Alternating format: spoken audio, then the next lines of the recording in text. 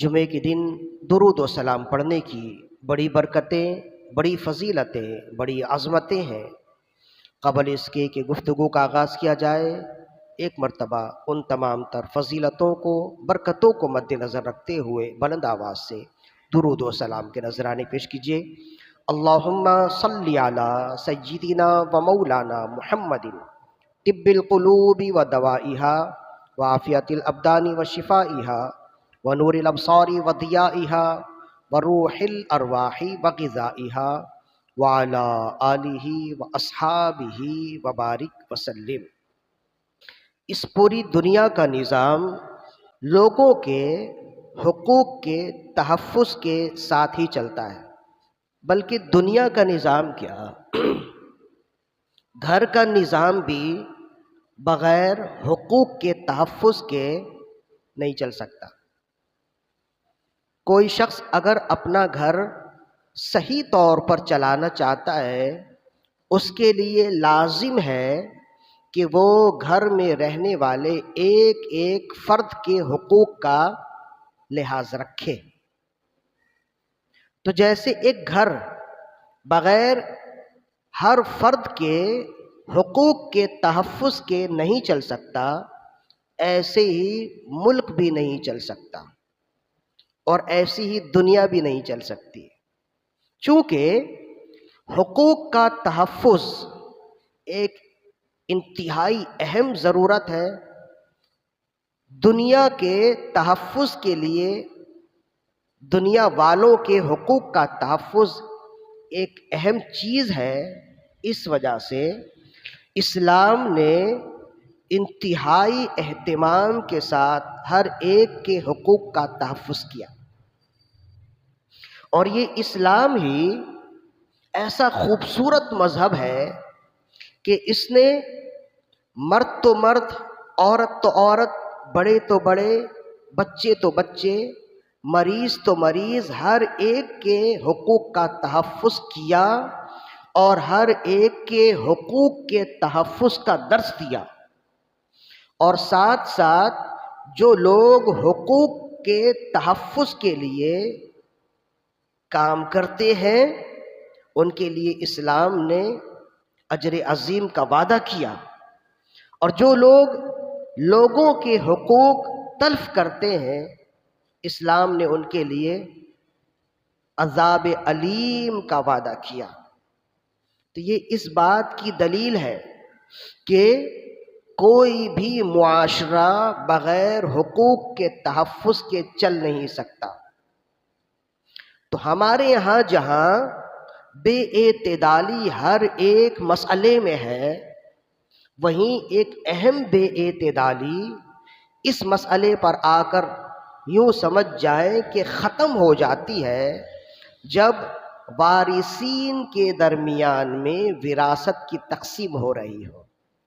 تو جب باپ کے انتقال کے بعد یا مال والے کے انتقال کے بعد جب ورثاء کے درمیان میں مال کی تقسیم ہو رہی ہو، اس وقت آپ دیکھیں کہ کس قدر اہم حقوق کا تحفظ ہے، اور اسے کیوں کر کس قدر آسانی کے ساتھ پامال کیا جاتا ہے۔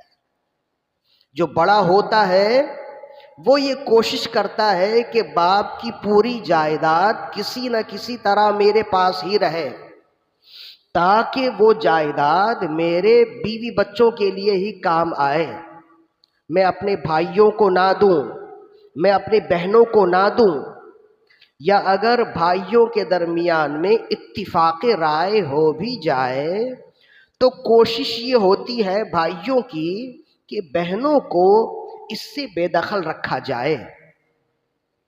اور یہ آواز بھی سننے میں آتی ہے کہ وہ بھائی بہن جو بچپن سے ساتھ رہے، کھیلے کودے، ساتھ جوان ہوئے، پھر آہستہ آہستہ اپنے اپنے گھروں کو ہو گئے، باپ کے انتقال کے بعد ایسے پرائے ہو گئے کہ جب باپ کی جائیداد کی تقسیم کی باری آئی تو بھائی اپنے بہنوں سے دشمنی کرتا، بھائی اپنے بہنوں سے بیگانہ ہو جاتا، اور کہتا کہ بہنوں کا کوئی حصہ نہیں ہے، کیوں حصہ نہیں ہے؟ تو ہم نے سب نے مل کر بہنوں کی شادیاں کر دی ہیں، تو کیا بہنوں کی شادی اگر کر دی جائے تو باپ کی وراثت میں سے اس کا حصہ ختم ہو جاتا ہے؟ تم نے جو کچھ کیا وہ تمہارے حقوق تھے، بہنوں کے حقوق الگ ہیں۔ لہذا اس معاشرے میں، پڑھے لکھے معاشرے میں، اس طرح سے وراثت کے حوالے سے بے اعتدالی بہت زیادہ ہوتی ہے۔ تو ہم نے مناسب سمجھا کہ آج بلکہ اگلی نشستوں میں بھی وراثت کے حوالے سے بہت اہم مسائل سامنے آئیں گے، تو کوشش کیجئے کہ جلدی آئیں اور شروع سے آخر تک تمام نشستوں پہ رہیں۔ بہت ساری باتیں جو زندگی بھر آپ نے نہیں سنی ہوں گی، انشاءاللہ ان باتوں کو سننے کا موقع ملے گا۔ ابتدائی طور پر یوں سمجھ لیجئے کہ اسلام ایک ایسا خوبصورت اور ایک ایسا کامل و اکمل مذہب ہے جس نے ہر ایک کے حقوق کا تحفظ کیا ہے، ہر ایک کے حقوق کے تحفظ کا درس دیا ہے۔ تو جب اسلام ہر ایک کے حقوق کے تحفظ کا درس دیتا ہے تو جو بھائی بہن وراثت کے معاملے میں حقوق تلف کرتے ہیں تو اسلام کیوں کر ان پر ناراض نہ ہوگا؟ جو اسلام انسان تو انسان، جانوروں کے حقوق کا تحفظ کرتا ہے، جیسے کہ صحیح مسلم میں یہ حدیث آئی، حضرت ابو ہریرہ رضی اللہ عنہ روایت کرتے، فرماتے ہیں کہ ایک شخص کہیں سفر پہ تھا، سخت گرمی تھی، اس کے ساتھ جو پانی تھا وہ ختم ہو گیا، تو چلتا گیا اور پیاسا ہے، اس کے پاس پانی نہیں ہے اور سفر دور کا ہے اور کوئی دائیں بائیں بھی نہیں جس سے وہ پانی طلب کر لے، تو اب آہستہ آہستہ وہ موت کے قریب ہونے لگا۔ جب وہ انتہائی نڈھال ہو گیا تو اس نے قریب ہی دیکھا کہ کوئی ایک کنواں نظر آیا، تو جان میں جان آئی۔ کنواں کیا ہے؟ وہ تو اس کے لیے زندگی کی نشانی ہے، زندگی کی بشارت ہے۔ اپنی تمام تر قوتوں کو جمع کر کے بھاگتا ہوا کنویں کے قریب گیا، جھانک کر دیکھا تو پانی ہے لیکن وہ نیچے ہے۔ دائیں بائیں دیکھا کہ کوئی چیز مل جائے پانی نکالنے کے لیے، تو کوئی چیز نہیں ہے، کوئی لوٹا نہیں ہے، کوئی ڈول نہیں ہے، کوئی ایسی چیز نہیں ہے، کوئی رسی نہیں ہے کہ جسے وہ باندھ کر نیچے سے پانی اوپر کھینچ لے۔ لیکن بہرحال وہ تو زندگی ہے، اس کے لیے کوئی تو حرفت کرنی ہے، کوئی تو جتن کر کے اس نے پانی پینا ہی ہے نا۔ تو اس نے جب یہ دیکھا کہ پانی اوپر نہیں آتا اور کوئی طریقہ بھی نہیں ہے تو کہا کہ جب پانی نہیں آتا تو میں ہی پانی تک پہنچ جاؤں۔ تو کسی بھی طرح وہ کنویں کے اندر اترا اور اترنے کے بعد اس نے جی بھر کے پانی پیا۔ جی بھر کے پانی پینے کے بعد کنویں سے باہر آیا تو اس کی جان میں جان آئی، اسے تسلی ہو گئی، آگے کے لیے آنکھوں کے لیے روشنی آ گئی۔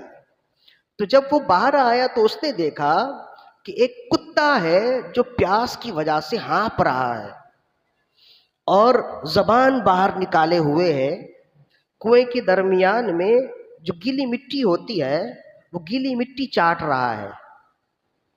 تو اسے احساس ہوا کہ یقیناً جیسے میں پانی کے بغیر مرا جا رہا تھا، یہی کیفیت اس کتے کی بھی ہے۔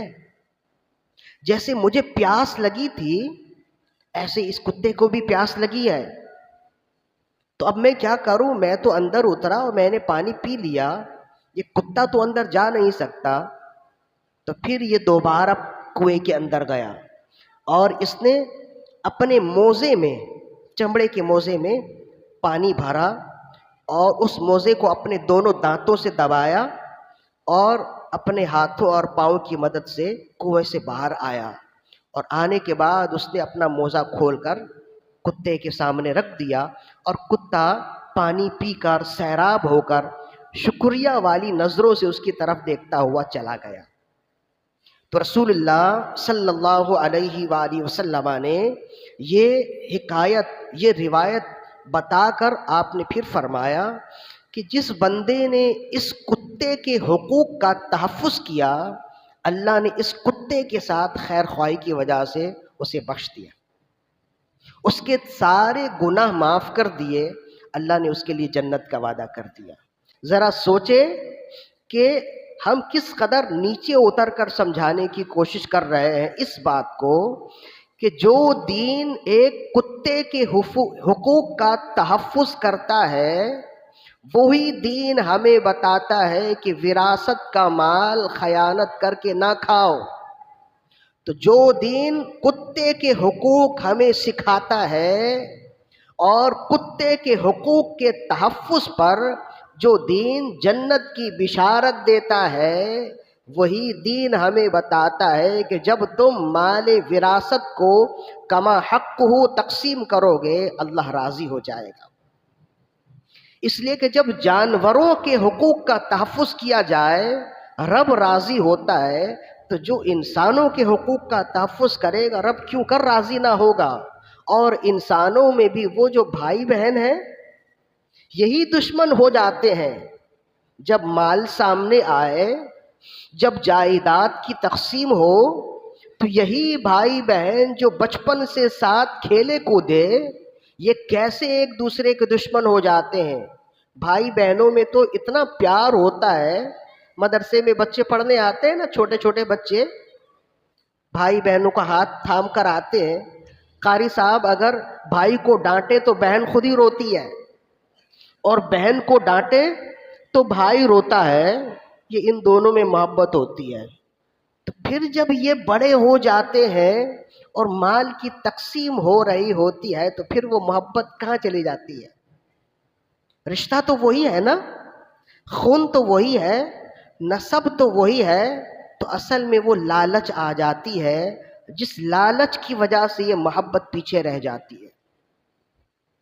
صحیح مسلم کی ایک دوسری حدیث ہے کہ رسول اللہ صلی اللہ علیہ وآلہ وسلم نے ارشاد فرمایا کہ میں نے ایک عورت کو جہنم میں آگ میں جلتا ہوا دیکھا کہ وہ الٹی لٹکی ہوئی ہے اور اس پر ایک بلی مسلط ہے جو اس کے چہرے کو نوچ رہی ہے، اس کے جسم کو نوچ رہی ہے۔ عرض کی یا رسول اللہ صلی اللہ علیہ وآلہ وسلم، اس پر یہ عذاب کیوں کر آیا؟ آپ نے فرمایا یہ عورت ایسی تھی، اس نے ایک بلی کو باندھ کے رکھا جو بلی اسے تنگ کرتی تھی، اس بلی کو قید میں رکھا، تو قید میں رکھنے کے ساتھ ساتھ اسے چاہیے تھا کہ اسے کچھ کھانا پینا بھی دیتی، تو اس بلی کو قید میں رکھا، اسے کھانا پینا بھی نہ دیا اور اسے چھوڑا بھی نہیں کہ وہ خود ہی اپنے کھانے پینے کا انتظام کرتی، حتیٰ کہ وہ بلی بھوک اور پیاس سے مر گئی۔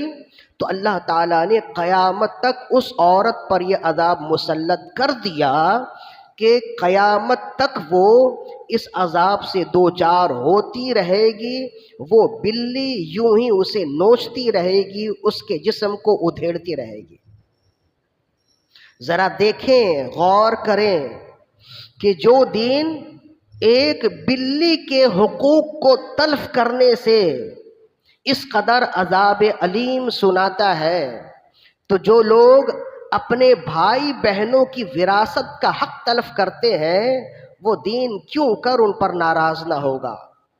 جو رب ایک بلی کے حقوق کو تلف کرنے سے ناراض ہوتا ہے اور اسے عذاب علیم سناتا ہے اور قیامت تک کے لیے بتاتا ہے کہ وہ ایک جانور کا حق نہ جاننے کی وجہ سے عذاب کا شکار ہے، تو ایک جانور کا حق جب دبایا جائے، جب ایک جانور کے ساتھ برا سلوک کیا جائے، رب اتنا ناراض ہوتا ہے۔ تو جو بھائی بہن آپس میں بچپن سے بڑے ہوئے، جوان ہوئے، پھر بڑے ہونے کے بعد باپ کے انتقال کے بعد جب جائیداد کی تقسیم کا وقت آیا اور بھائی بہن ایک دوسرے کا مال دبانے لگے اور ایک دوسرے کا حق تلف کرنے لگے، تو اللہ کتنا ناراض ہوتا ہوگا۔ کتنا ناراض ہوتا ہوگا۔ اسی کو خود رسول اللہ صلی اللہ علیہ وآلہ وسلم نے ارشاد فرمایا، جو اپنے بھائی کی وراثت دبائے گا، اللہ تعالیٰ قیامت کے دن جنت کی وراثت میں سے اس کا حصہ کاٹ دے گا۔ جنت میں بھی تو ہر ایک کو حصہ ملے گا، لیکن جو اپنے بھائی بہنوں کا حصہ دبائے گا، جنت میں اس کا حصہ کم ہو جائے گا۔ کیوں؟ اس لیے کہ اسلام حقوق کے تحفظ کا درس دیتا ہے۔ اسلام پورے کا پورا نام حقوق کے تحفظ کا ہے۔ جیسے کہ میرے آقا صلی اللہ علیہ وآلہ وسلم نے ارشاد فرمایا کہ الدین النصیحہ، دین خیر خواہی کا نام ہے۔ تو اب خیر خواہی کیا چیز ہے، نصیحت کیا چیز ہے؟ جائیں کتابوں کا مطالعہ کریں، تو جب آپ خیر خواہی کا معنی پڑھتے پڑھتے درجنوں صفحات کا سفر کر لیں گے تو پھر آپ کو معلوم ہوگا خیر خواہی اصل میں نام ہی حقوق کے تحفظ کا ہے۔ جس معاشرے میں حقوق کا تحفظ کیا جائے وہ معاشرہ جنت کا معاشرہ ہوتا ہے، اور جس گھر میں جہاں سے حقوق کے تحفظ کو ختم کر دیا جائے، حقوق تلف کیا جائے، وہ پھر جنگل کا معاشرہ بن جاتا ہے۔ اور نیچے آئے، حضرت حسن البصری رضی اللہ عنہ تابعی بزرگ ہیں، ان سے پوچھا ان الابرار لفی نعیم، بے شک نیک لوگ نعمتوں کے باغات میں ہوں گے۔ تو یہ نیک لوگ کون ہیں؟ تو نیک لوگوں کی صفات اور نیک لوگوں کی پہچان تو کتاب و سنت میں بہت ہے، لیکن حسن بصری چونکہ یہ عالم بھی ہیں، مفسر بھی ہیں، صوفی بزرگ بھی ہیں، تو انہوں نے تصوف کو مد نظر رکھتے ہوئے نیک لوگوں کی تعریف کی۔ فرمایا الذین لا یؤذون الزر، نیک لوگ وہ ہیں جو چوٹی کو بھی تکلیف نہیں دیتے۔ نیک لوگ وہ ہیں جو چوٹیوں کے حقوق کا بھی لحاظ رکھتے ہیں۔ تو جو شخص چوٹیوں کے حقوق کا بھی لحاظ رکھے، ان الابرار لفی نعیم، بے شک نیک لوگ نعمتوں کے باغات میں ہیں، اس سے مراد یہی لوگ ہیں۔ تو دیکھیں ذرا، غور کریں کہ جو دین چوٹیوں کے حقوق کا تحفظ بتاتا ہے، درس دیتا ہے، بتاتا ہے کہ اسلام میں چوٹی کو بھی مارنے کی اجازت نہیں ہے، بغیر کسی شرعی مجبوری کے ان کے حقوق موجود ہیں، اسی دین میں جب بھائی بہن ایک دوسرے کے حقوق تلف کریں تو اللہ کتنا ناراض ہوتا ہوگا۔ تو اب یہ ناراضگی کہاں تک جاتی ہے؟ تو اب یہ دیکھیں، اچھا یہ ہوتا کیوں ہے؟ باپ کے مرنے کے بعد جو بڑا بھائی ہے نا، وہ باپ کی جگہ ہوتا ہے، اور بڑے بھائی کو بھی صحیح طور پر شرعی علم نہیں ہوتا، اس وجہ سے وہ یہ چاہتا ہے کہ جیسے باپ کی موجودگی میں سارے بھائی بہن ایک جگہ ایک چھت کے نیچے تھے، تو میں بھی انہیں ایک جگہ ایک چھت کے نیچے رکھوں۔ ہو سکتا ہے کہ اس کی نیت میں اچھائی ہو، لیکن یہ خیال شرعی تقاضے کے خلاف ہے۔ یا پھر ایسا ہوتا ہے کہ بھائی لالچ میں آ جاتا ہے، وہ کہتا ہے کہ باپ کے ساتھ میں نے زیادہ وقت گزارا، باپ کے کاروبار میں میرا وقت زیادہ لگا، میری محنت زیادہ ہے، یہ سب تو چھوٹے چھوٹے تھے، لہذا باپ کے کاروبار میں میرا قبضہ ہوگا۔ اور چونکہ باپ کے ساتھ اس کا رابطہ زیادہ تھا تو لین دین بھی وہی زیادہ جانتا ہے، تو اس نے اپنے چھوٹے بھائیوں کو بھی ساتھ رکھا ہوا ہے کہ جیسے ہم باپ کی زندگی میں چلتے تھے ویسے ہی اب ساتھ ساتھ چلیں گے۔ تو اس کے بعد ہوتا یہ ہے کہ 10 سال کے بعد، 20 سال کے بعد، 15 سال کے بعد ایک وقت ضرور آئے گا جب آپ کو بٹوارے کی نوبت آئے گی۔ تو جب باپ کے انتقال کے 10 سال کے بعد آپ بٹوارہ کریں گے نا، تو جو کیفیت 10 سال پہلے تھی وہ 10 سال بعد کی نہیں ہوگی۔ اس میں سے اس جائیداد میں سے آپ نے بھی بہت کچھ کمایا ہوگا، بہت کچھ بنایا ہوگا، بھائی بہنوں کی شادیاں کی ہوں گی اسی پیسے سے، بہت کچھ مکان بنائے ہوں گے. تو جب پھر جائیداد کی تقسیم ہوگی نا تو سارا مال اس کے کنٹرول میں آئے گا. پھر اختلاف ہوگا. بڑا بھائی کہے گا کہ باپ جب چھوڑ کر گیا تو اس وقت جائیداد یا کاروبار 5 لاکھ کا کاروبار تھا اور اب 10 سال کے بعد 20 لاکھ کا کاروبار ہے، تو یہ تو میں نے بنایا. ایک مکان تھا 3 مکان میں نے بنا دیے. تو اتنی پیچیدگی ہوتی ہے کہ ایک عام شخص اس پیچیدگی کو حل نہیں کر سکتا. پھر اس پیچیدگی کو حل کرنے کے لیے پھر علماء کے پاس ہی آتے ہیں.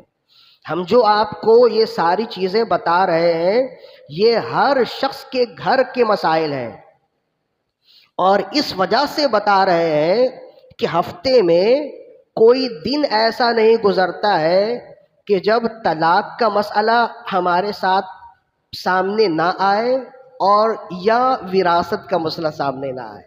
یہی تو مسائل ہیں. تو اسلام کا طریقہ تقسیم وراثت کیا ہے؟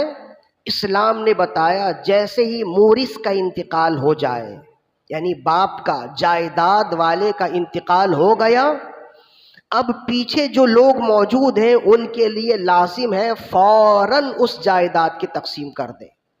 جتنی تاخیر کریں گے اتنی پیچیدگی آئے گی. مکان ہے تو مکان کی تقسیم کریں جیسے آپ تقسیم کر سکتے ہیں اسلام کے طریقے کے مطابق. اگر مکان کی تقسیم ایسے مشکل ہے تو مکان بیچ کر پھر رقم کی تقسیم کریں. لیکن جتنی جلدی اس تقسیم کو آپ کر لیں گے پیچیدگی سے بچیں گے ایک، اور گناہوں سے بھی بچیں گے.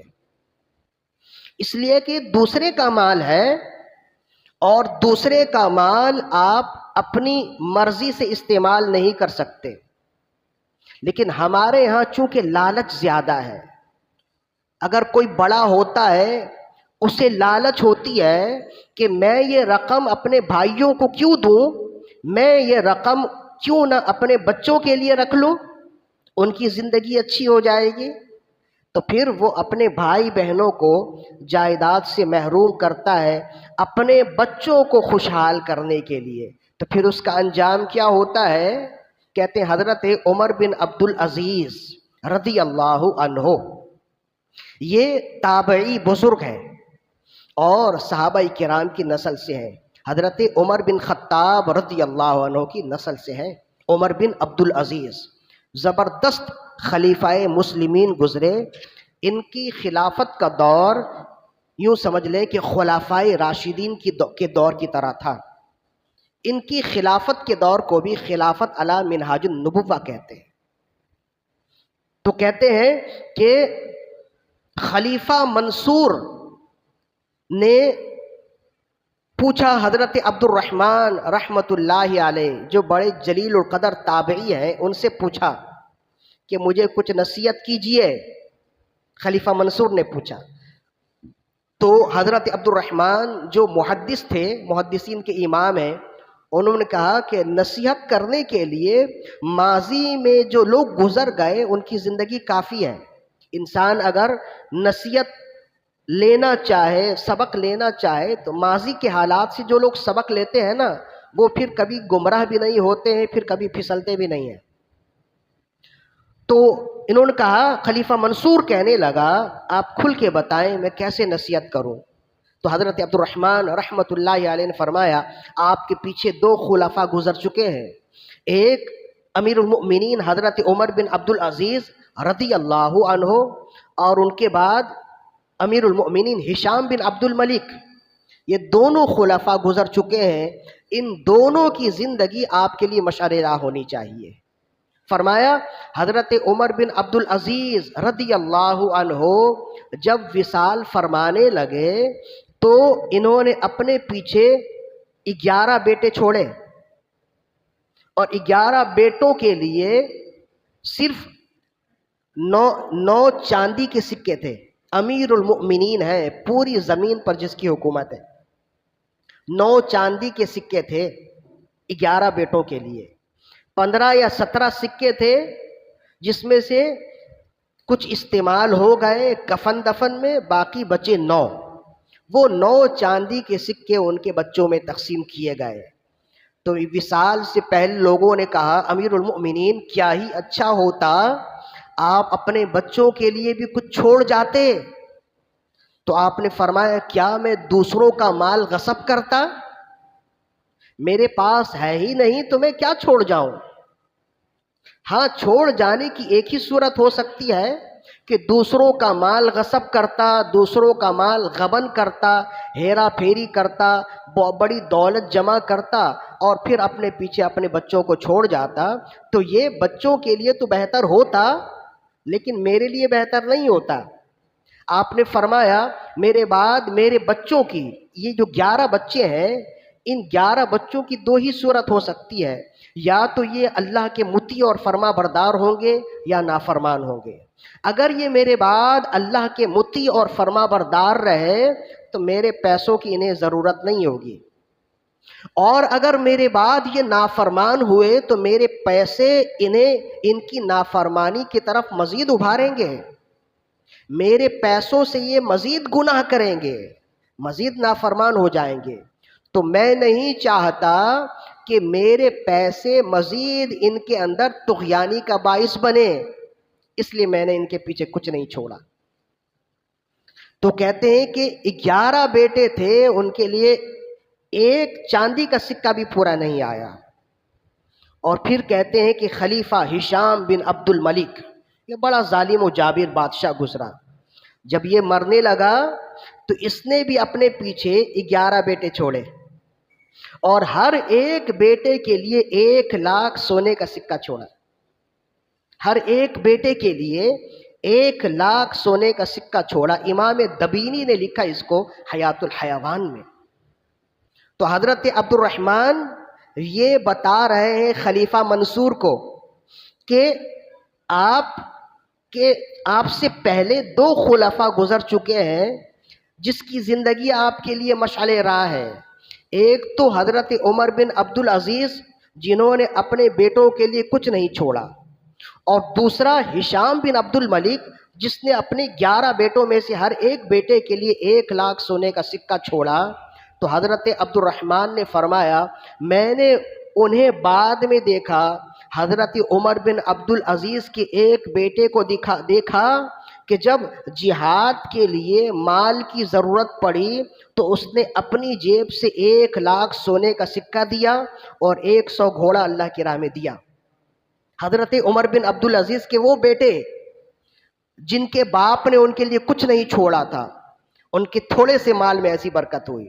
اور فرمائے ہشام بن عبد الملک جس نے اپنے بیٹے ہر ایک بیٹے کے لیے 1 لاکھ سونے کا سکہ چھوڑا تھا، اس کے بیٹوں میں سے ایک بیٹے کو میں نے بازار میں بھیک مانگتے ہوئے دیکھا۔ امام دمیری فرماتے ہیں اس کی وجہ یہ ہے کہ عمر بن عبد العزیز نے ہیرا پھیری نہیں کی اور اپنے بعد اپنے بچوں کے لیے رب کے فضل کو چاہا۔ تو جو رب کے فضل کو چاہتا ہے رب اسے غنی کر دیتا ہے۔ اور ہشام بن عبد الملک نے اپنے بیٹوں کے، اپنے بچوں کی روشن مستقبل کے لیے ہیرا پھیری کی، دوسروں کے حقوق کو تلف کیا، اور اس نے اپنے بعد رب کے فضل پر بھروسہ نہیں کیا، اس دولت پر بھروسہ کیا تو رب نے اسے کنگال کر دیا، یہاں تک کہ اس کے بچے بازار میں بھیک مانگنے لگے۔ تو یہ ہے خیانت کا انجام، مال وراثت میں خیانت کا انجام۔ آپ بتائیں کوئی شخص مال وراثت میں خیانت کرتا ہے تو کیوں کرتا ہے؟ اسی وجہ سے نا کہ یہ مال دوسرے کو نہ ملے، میرے بچے اچھی زندگی گزاریں۔